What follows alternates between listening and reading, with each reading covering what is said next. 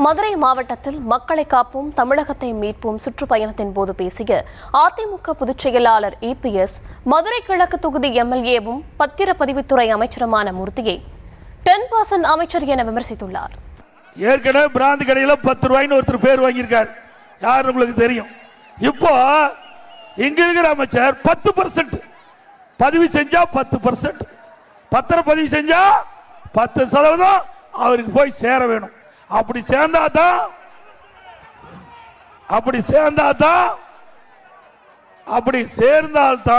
அந்த பத்திரப்பதிவு நடக்கும். நடக்குதுல உண்மைதானே? உண்மைதானுங்க.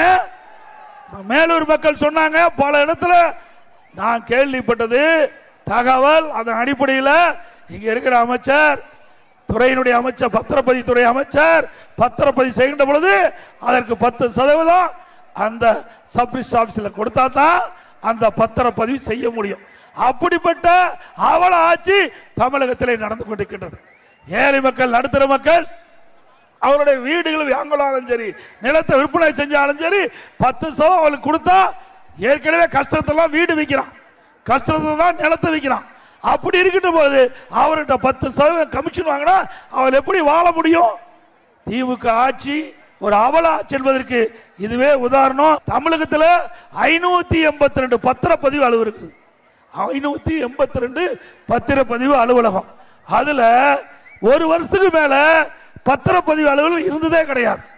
ஒரு வருஷத்துக்கு ஒரு ஆள், அடுத்த வருஷம் இன்னொருத்தர், அதுக்கு அடுத்த வருஷம் இன்னொருத்தர், இப்படி 582 பேர்லையும் மாத்தி மாத்தி டிரான்ஸ்பர் போட்டு அதுல ஒரு அமௌண்ட், பெரிய அமௌண்ட் வாங்கிட்டு இருக்கிறாங்க.